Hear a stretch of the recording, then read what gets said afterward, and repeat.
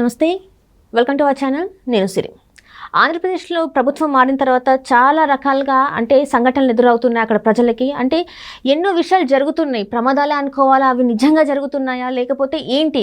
ఇప్పుడు రీసెంట్గా చూస్తున్నట్టయితే అచ్యుతాపురంలో ఒక రియాక్టర్ పేలి, ఒక కంపెనీలో రియాక్టర్ పేలి అయితే అక్కడ చాలామంది చనిపోవడం జరిగింది. ఇది నిజంగా అనుకోకుండా జరిగిందా లేకపోతే దీని వెనకాల ఏదైనా కథ ఉందా? సో ఈ అంశాన్ని మనకు వివరించడానికి మనతో పాటు ఉన్నారు ప్రముఖ senior journalist, political analyst CS Rao గారు.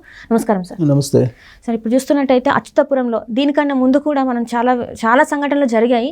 అవన్నీ నిజంగా యాదృచ్ఛికంగానే జరిగాయా లేకపోతే ఎవరో వెనుకుండి నడిపించారా, చేశారా? ఇప్పుడు ఈ సంఘటన కూడా అలానే అనిపిస్తుంది. అది నిజంగా మరి దీని వెనకాల ఏదో ఉన్నట్టుగా మరి కొన్ని కథనాలు అయితే బయటకు వస్తున్నాయి. మరి ఏం జరిగిందంటారు? ఇప్పుడు ఆంధ్రప్రదేశ్లో 2 నెలల క్రితం కొత్త ప్రభుత్వం ఏర్పడింది. చంద్రబాబు నాయుడు ముఖ్యమంత్రిగా బాధ్యతలు స్వీకరించిన తర్వాత జరిగినటువంటి కొన్ని సంఘటనలను మనం రివ్యూ చేసుకునే ముందు ఇవాళ జరిగినటువంటి అచ్యుతాపురంకు సంబంధించినటువంటి సంఘటన మీద రివ్యూ చేసుకుంటే కనుక అచ్యుతాపురంలో జరిగినటువంటి ప్రమాదం ఏదైతే ఉందో అది దురదృష్టకరం. వాస్తవంగా 17 మంది చనిపోవటం అని అంటే అది చిన్న విషయం అయితే కాదు. ప్లస్ 60 మంది గాయపడ్డారు. సరే, వాళ్ళకు 1 కోటి రూపాయలు ఎక్స్గ్రేషియా ప్రకటించారు. తీవ్రంగా గాయపడినటువంటి వాళ్ళకి 50 లక్షలు, స్వల్పంగా గాయపడినటువంటి 25 లక్షలు ఇచ్చారు. బట్ అది కాదు కదా పరిష్కారం ఏంటి? శాశ్వత పరిష్కారం అయితే ఉండాలి ఖచ్చితంగా. ఆ శాశ్వత పరిష్కారాన్ని చూపిస్తానని చెప్పి చంద్రబాబు నాయుడు చెప్తూ ఉన్నారు. సరే, అదంతా ఒక వర్షన్ అయితే అసలు జరిగినటువంటి సంఘటన మీద ఒక ప్రత్యేకమైనటువంటి ఒక ఇన్వెస్టిగేషన్ జరుగుతోంది అక్కడ. గతంలో ఎప్పుడు కూడా ఏ కంపెనీలో కూడా జరగనటువంటి విధంగా అక్కడ జరిగింది ప్రమాదం.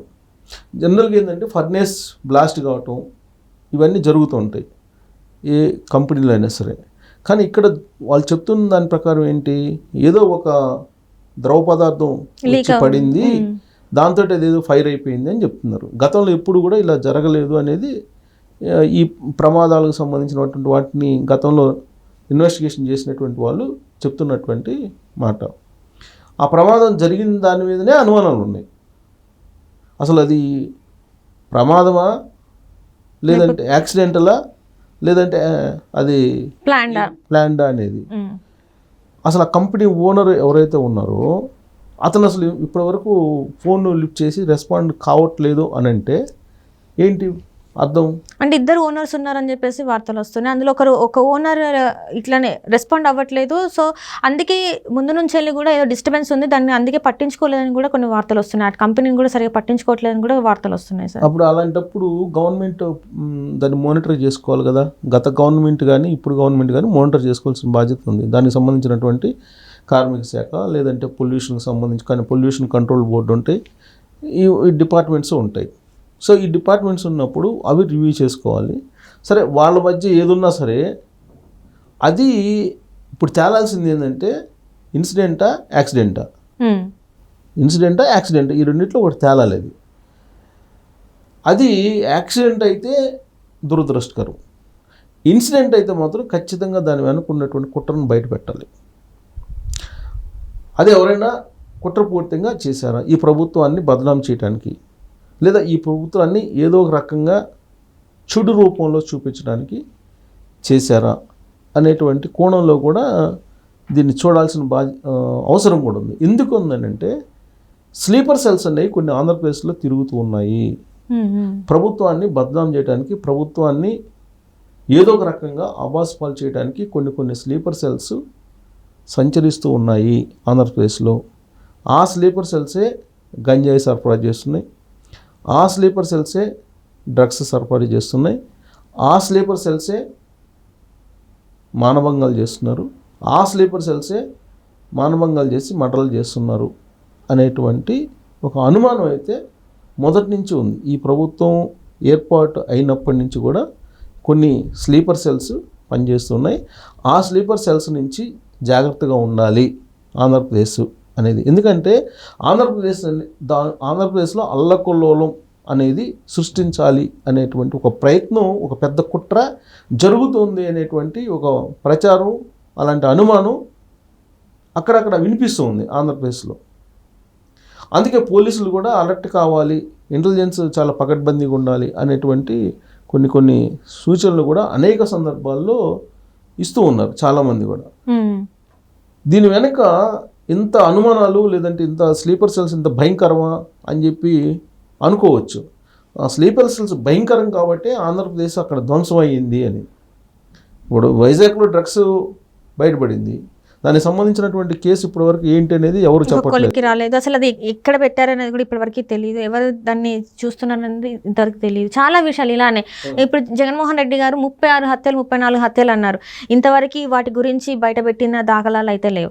అంటే ఇట్లాంటివన్నీ చెప్పడానికి అయితే ఉన్నాయి, కానీ అవి ఏవి వాటికి సంబంధించిన వెనకాల ఏం జరుగుతుందనేది ఇప్పటివరకు ఎవరూ దాని గురించి మాట్లాడిన సందర్భాలు అయితే లేవు. రోజుకొక సంఘటన అయితే బయటకు వస్తున్నాయి, వీటితో పాటు ఇంకా ఆ పార్టీకి సంబంధించిన భాగవతాలు బయటకు ఇవే వస్తున్నాయి తప్ప ఎక్కడ వీటికి ఒక ఎండ్ కార్డ్ పడేదైతే ఇంతవరకు కనిపించట్లేదు. మరి అక్కడ ఉన్న ఏపీ ప్రజల పరిస్థితి ఏంటంటారు? అంటే ఇట్లనే కొనసాగుతూ ఉంటుందా? ఇంకా ఇలానే కొనసాగాలని చెప్పి ఆ స్లీపర్ సెల్స్కు సంబంధించినటువంటి డాన్స్ కోరుకుంటున్నారు. కానీ ప్రభుత్వంలో ఉన్నటువంటి వాళ్ళు కాముగా ఊరుకుంటారు కదా, ఖచ్చితంగా ఆ డాన్స్ పని పడతారు. ఆ డాన్స్ పని పట్టకపోతే ఈ స్లీపర్ సెల్స్ ఇలానే పని చేసుకుంటూ వెళ్తే నిద్రపోయే వాళ్ళని ఏ కోజాన చంపినటువంటి ఇన్సిడెంట్స్ ఉన్నాయా? అలాగే ఎర్లీ మార్నింగ్ బహిర్భూమికి వెళ్ళినటువంటి మహిళల్ని రేప్ చేసి మర్డర్ చేసినటువంటి సంఘటనలు ఉన్నాయా? తర్వాత నడుచుకుంటూ పోయేటువంటి వాళ్ళని హఠాత్తుగా వచ్చి మర్డర్ చేసినటువంటి సంఘటనలు ఉన్నాయా? ఇవన్నీ ఒకేలాగా జరిగినటువంటి ఇన్సిడెంట్సే కదా. ఇప్పుడు ఏవైతే మర్డర్లు జరిగినాయి 36 మర్డర్లు అంటున్నారో, 36 కాదు 5 మాత్రమే రాజకీయ మర్డర్లు జరిగినాయి అనేది అఫీషియల్గా చెప్తూ ఉన్నారు, హోంమంత్రి అనిత చెప్తూ ఉన్నారు.